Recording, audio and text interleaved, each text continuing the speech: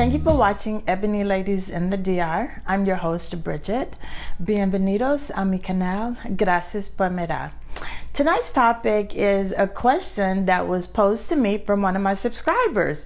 So this person has been a subscriber since day one, so thank you, I appreciate it. But the question was, Bridget, in your opinion, why do you think so many Dominicans are leaving the Dominican Republic and so many, specifically Black Americans, are moving to the DR?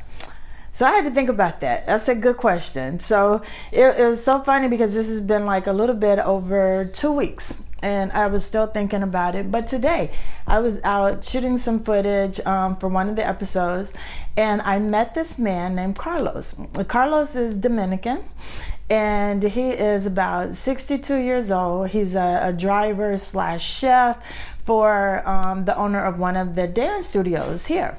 So he and I were just sitting and talking, and he was saying how he was so ready to go back to Maryland. And I was like, really? Why do you prefer to be in the U.S. versus in the Dominican Republic? You know, Maryland, East Coast has the snow, has the traffic. The crime is really bad in Maryland. Not that there's not any crime in the DR. Y'all know I'm not saying that. But Punta Cana doesn't have a lot of crime. And he was here, he lives in Punta Cana.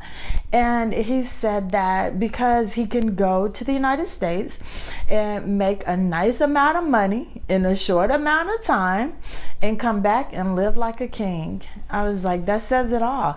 And what I realized is, it's not that Dominicans don't love their country, but for so many Dominicans that don't have higher education, that wasn't able to attend the university or go to college, have advanced degrees, no more than just a high school diploma, or some of them don't even have the high school diploma, but they know that if they're able to get off the island and go to the United States, they can work where, you know, we think the $12, $15 an hour, things like that, is like really low pay. So there were like so many available jobs in the US because Americans don't want to work. I ain't gonna say all of them, but a majority of the Americans that are unemployed right now, especially since COVID, don't want to work anymore because the unemployment checks are higher than what they were making. So they just said rather sit home and get the welfare food card so that they can have groceries and eat better than a lot of people who work every day. So it's kind of a bad cycle with the US, but Dominicans see it as, some Dominicans see it as their opportunity to get a piece of the pie. You know, to have that American dream and turn it into their Dominican dream. Because I spoke with him and then I reached out to one of my friends that lives in New York. She's Dominican. And she said the same thing. You go back to the US, or you go to the US, stack your money, make a lot of money, and then bring it back to the DR, help your other family members, live in a nice community, do all the things that you want to do. And to Dominicans, to other Dominicans, you're a success story. And so definitely, I get it. You know, you want your American dream, your Dominican dream or whatever. But that's the way to do it. So a lot of people are applying. They said the numbers of visa applications for Dominicans wanting to travel to the US or travel to Canada has tripled in the last 3 years. And I just looked up statistics from the time that I've been here. Everything pre-Bridget, pre-2019, I can't really be concerned myself with. But I like to know what's going on since I've been here. And I thought that was like a really interesting fact. But it is. It's because, you know, I think with the influx of expats coming into the community and coming into the country in Punta Cana, Dominicans are like, these people coming here living good. We're here serving them. We're here working. You know, no, I'm going to flip this around. I'm going to get to the U.S. and make some of that money and come back and enjoy my own country. And I perfectly understand, because so that's what it seems like is going on. Oh, excuse me, dinner. But anyway, sorry about that.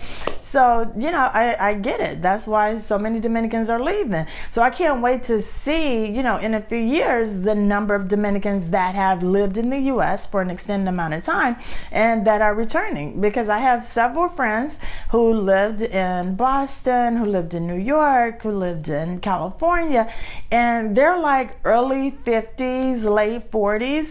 And they're all coming back and they're buying their home and starting to start their own businesses here in the Dominican Republic, because they did just what Carlos, the man I met today, said, that they go abroad whenever they get their visa approved, they get the opportunity, they go make money, come back and live the life that they've always wanted to live in their own country.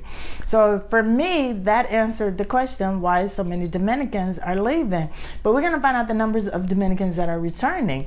So it's going to take a couple of years to get that data and statistics, but it's going to be interesting to see, because I really do feel like with the state of the United States, it's going to be more Dominicans once they are in a good place financially that are going to come back and have the life that they want and have always dreamed of.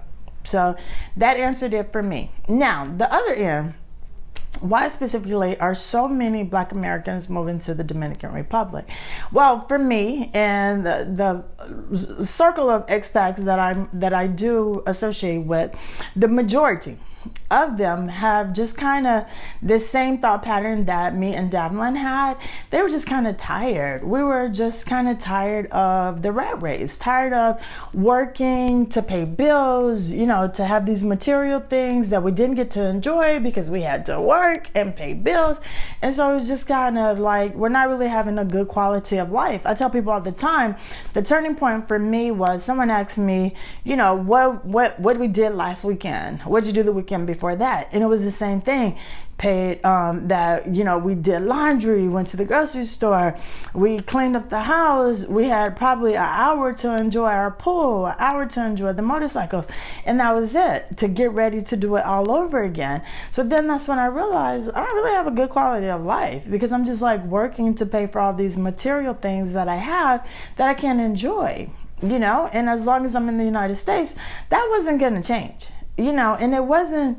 Some people are like, well, you didn't have to do the extreme and move abroad. Why not just downsize, and still stay in the United States? Well, you could say that. That was a good idea. But why not move abroad? Why not do something different and have a different life? And if my vacation was last few years always going to the beach, what's stopping me from living on the beach? You know what I mean? So yeah, it could have been done a different way. And for some people, it should have been done a different way, because there are, what I'm noticing, from my subscribers, people who reach out to me, a lot of people, I think that having a property in the DR, or even renting something in the DR and having a home away from home per se, is kind of turning into a trendy thing. I think people like the sound of saying, yeah, I have an apartment in the DR. Yeah, I spend 3-4 months in the DR. Yeah, I'm moving to the DR. Because some of the questions that I get are like, you haven't done an ounce of homework. You have no clue about living in the Dominican Republic. If you are calling me and asking me, am I going to be able to see Netflix? Am I going to be able to watch NBA? Am I going to be able to see the Super Bowl? Those kind of questions, that's telling me right there that you are making this move for all the wrong reasons. And I already know you're not going to be here in the long term. There are a lot of Americans that are here, and they go back and forth constantly.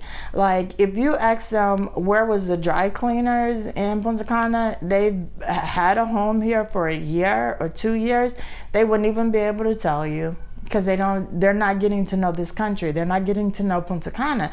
I really feel like a lot of people are doing it now because it's becoming trendy. It sounds good to say, I have a property in another country. And these same people, they're not independent. They don't do anything on their own. It's just like, what is your reasoning for moving? Do you plan to stay here? So I would say, like right now, there are just a handful of Black Americans who actually, like myself, live here full time, or even 6 months out of the year and come back. There are a handful who are doing it for the same reasons that we did it, because they needed a change of pace, they needed a different lifestyle. And then there are the other people who I feel like are doing it because it's the trendy thing to do right now.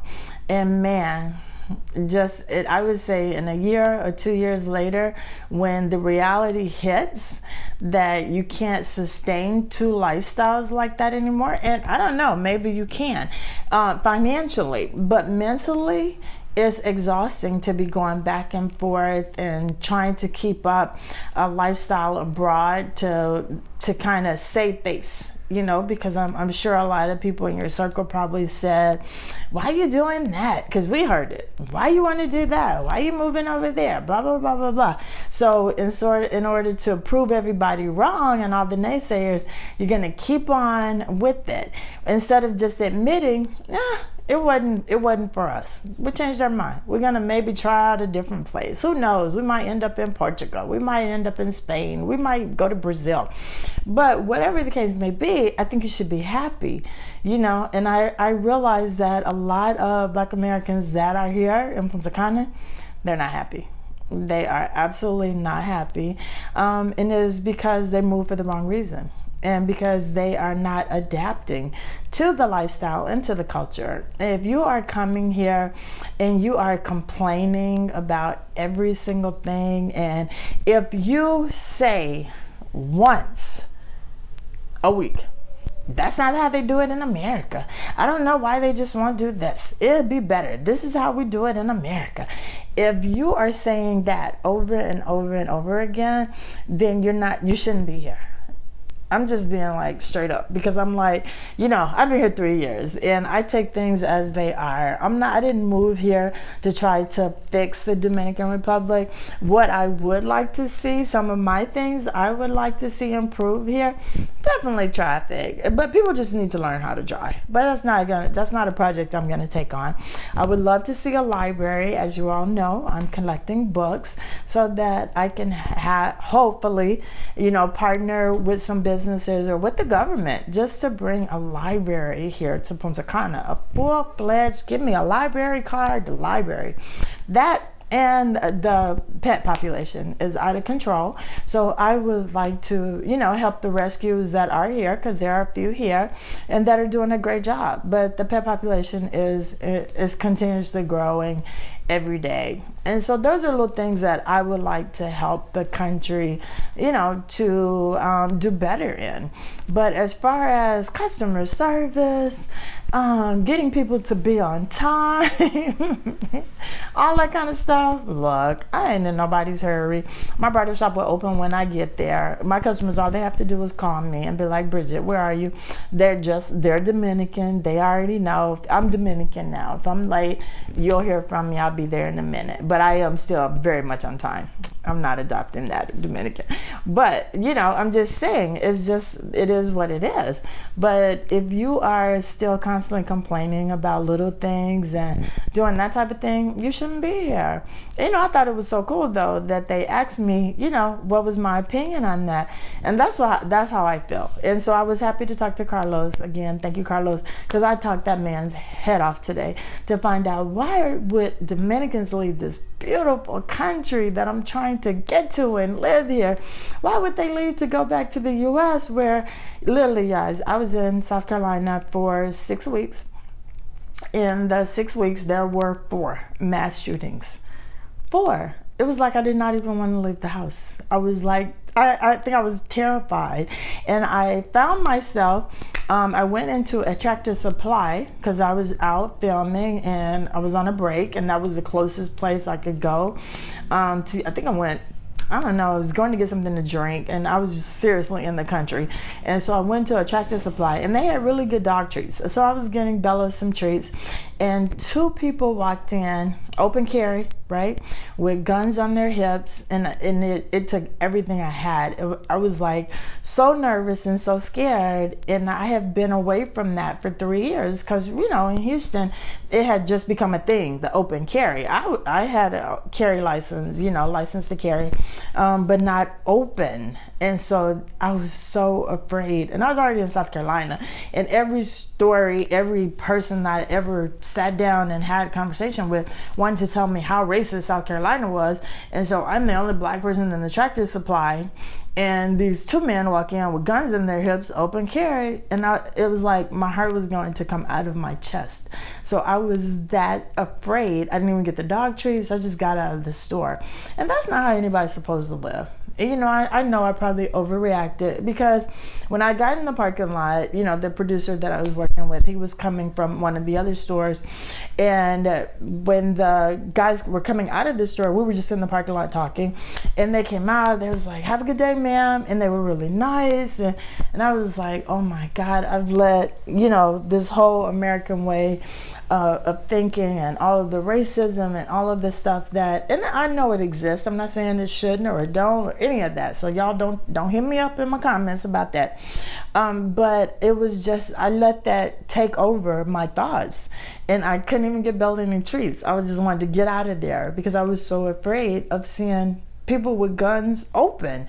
And, you know, in Punta Cana, there ain't no guns. Who got a gun? The military and the police. Everybody else that got it, the criminals, I think they might all be in Santo Domingo, because I don't really see them here. So I know y'all gonna kill me about Punta Cana ain't perfect and they got guns. I don't see them. So that's what I'm gonna say. I see them open and everywhere in the United States. But you know, that was my take on his question. Thank you to my subscriber for making me answer the hard questions, and not every topic is about, you know, just how, pardon me, not just how to transition, you know, with things that you need, but just to have a nice conversation today, and just to think about why Dominicans are leaving and why so many Black Americans are coming to the DR. So I'm gonna put it out there to you guys. I want you all to give me your thoughts, especially the Dominican Americans, that, you know, Dominicans that are living in the US, but your goal is to save your money, build up your bank account, and then come back home. I want to know from you all, is that true? Is that the case? Is that what you all are doing? And then the Black Americans that are here, that are subscribers, if we haven't met in person, I've met so many of you and I love it. Put your comment in there. Tell me, why are you moving? Why are you coming to Punta Cana? And if you're already here, is this the right place for you? If you want to be honest and share that, I would really, really appreciate it. And I'm going to tell you right now, this is going to be a follow-up episode, and I might have a couple of people on the panel to, you know, get their take on it, and we just kind of share. But that is my episode for tonight, and y'all know I can talk a lot. I didn't mean for this episode to be this long, but you know what, sometimes I just gotta chit chat a little bit longer. But this is Ebony Ladies in the DR, right here on YouTube, every Thursday, 9 p.m. Eastern Standard Time. I'm going to be looking for your comments. I'm going to be reading. You know, I read everything and I reply to everything. So I can't wait to hear the feedback from this episode. I hope nobody's going to jump down my throat, because I have subscribers that I think that's what they live to do. And I'm okay with it, because I got tough skin and I'm ready. I'm ready to answer the questions. I'm ready for the debate, because I know it's going to be one. All right, don't forget, on Thursdays, 9 p.m. Eastern Standard Time, please hit the like, subscribe, and share button, and I would appreciate it. And don't forget, when y'all in Punta Cana and y'all see me in Jumbo, or see me at Cake by Dal, or see me walking down the street or riding my bike and by El Cortecito or Los Corrales, Bridget, be sure to speak. I love to meet all of you. I hope you all are getting a lot of information, useful information out of my videos, and I appreciate you all for watching. And if there's a topic you need me to cover to help you with your transition, just put it in the comment section and I am all over it. But until next time, enjoy. Have a good evening.